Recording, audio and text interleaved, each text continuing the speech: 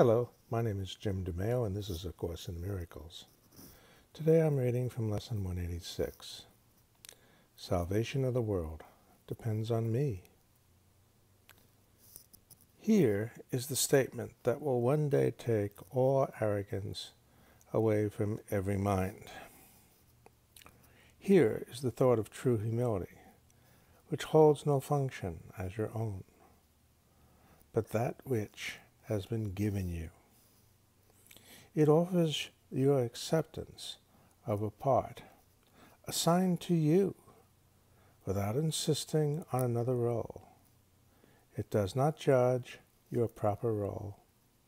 It but acknowledges the will of God is done on earth as well as heaven. It unites all wills on earth in heaven's plan to save the world, restoring it to heaven's peace. I believe heaven's plan came into being when our question, our doubt arose. When we doubted that we were one with our Creator and one with our Source, there was a tremendous response. But God too had a response. There is a divine plan. I've always believed that. I never realized how essential your role and mine is to that plan. Let us not fight our function. We did not establish it. It is not our idea. The means are given us by which it will perfectly be accomplished. All that we are asked to do is to accept our part in genuine humility and not deny with self-deceiving arrogance that we are worthy. What is given us to do, we have the right to do. Our minds are suited perfectly to take the part assigned to us by one who knows us well. Worthy or unworthy is not the issue here. God's will is the issue here. God knows His creations. God is not deceived by our human existence. Today's idea may seem quite sobering until you see its meaning.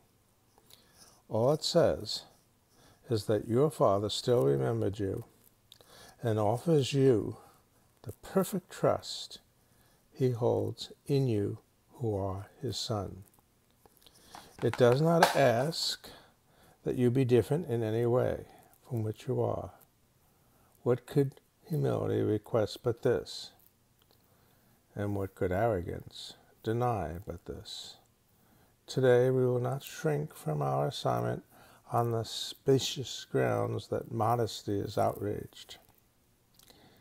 It is pride that would deny the call for God Himself.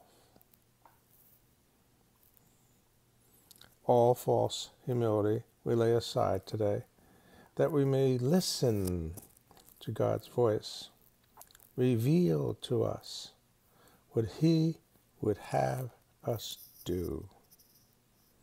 We do not doubt our adequacy for the function He wills for us. We will be certain only that He knows our strengths, our wisdom, our holiness, and if He deems us worthy, we are. It is but arrogance that judges otherwise. There is one way, and only one, to be released from the imprisonment your plan to prove the false is true has brought to you. Accept the plan you did not make instead of the plan you made. Instead of the plan I made. Judge not your value to it. If God's voice assures you that salvation needs your part, and that the whole depends on you, be sure that it is so. The arrogant must cling to words, afraid to go beyond them to experience which might affront their stance, yet are the humble free to hear the voice which tells them what they are and what to do. There are many people that have very little idea of why they're still here. And this is not about trying to get in touch with God. This is more about getting in touch with who you are and why you're here. This is it. Arrogance makes an image of yourself that is not real. It's based on a body, so it's temporary. It is this image which quails and retreats in terror as the voice for God assures you that you have the strength, the wisdom, and the holiness to go beyond all images. You are not weak, as is the image of yourself. You are not ignorant and helpless. Sin cannot tarnish the truth in you. Misery can come not near the holy home of God. All this the voice for God relates to you. And as he speaks, the image trembles and seeks to attack the thread it does not know, sensing its basis crumble. Let it go. Salvation of the world depends on you, and not upon this little pile of dust. What can it tell you? What can it tell the Holy Son of God? Why need he be concerned with it at all? And so we find our peace. We will accept the function God has given us, for all illusions rest upon the weird belief that we can make another for ourselves.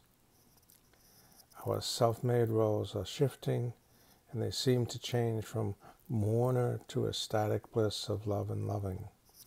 We can laugh or weep, greet the day with welcome or with tears. Our very being seems to change as we experience 1,000 shifts in mood, and our emotions raise us high, indeed, or dash us to the ground in hopelessness. Is this the Son of God? Could he create such instability and call it Son? He who is changeless shares his attributes with his creation. We indeed are changeless. All the images his Son appears to make have no effect on what he is. They blow across his mind like wind-swept leaves that form a patterning, an instant, break apart, to group again, scamper off.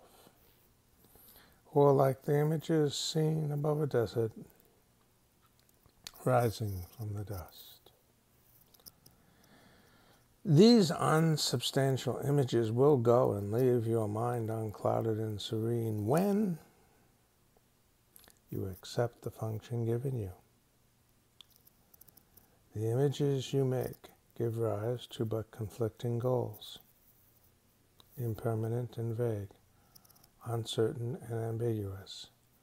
Who could be constant in his efforts or direct his energies and concentrated drive toward goals like these?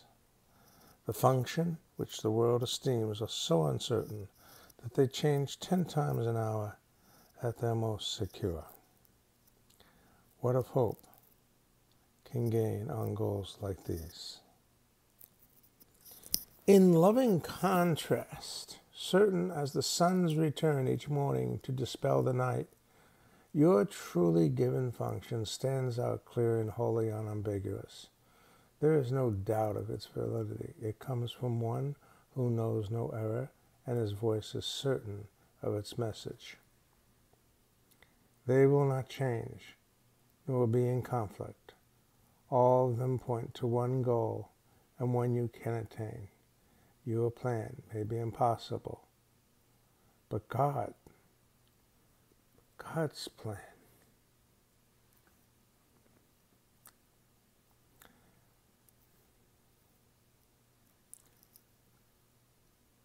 Consider this then. Which is more likely to be right?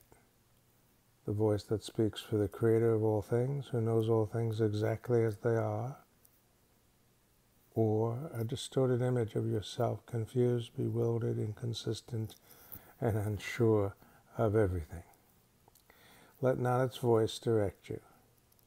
Hear instead a certain voice which tells you of a function given you by your Creator, who remembers you and urges that you now remember Him.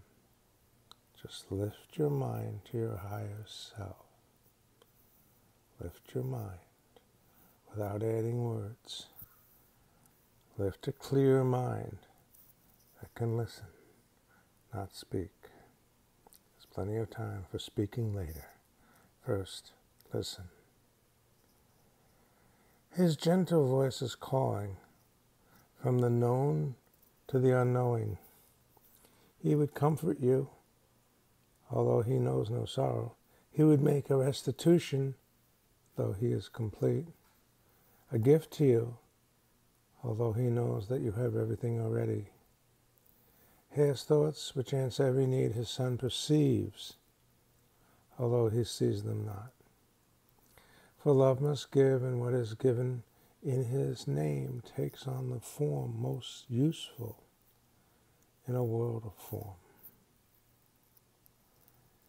These are the forms which never can deceive, because they come from formlessness itself.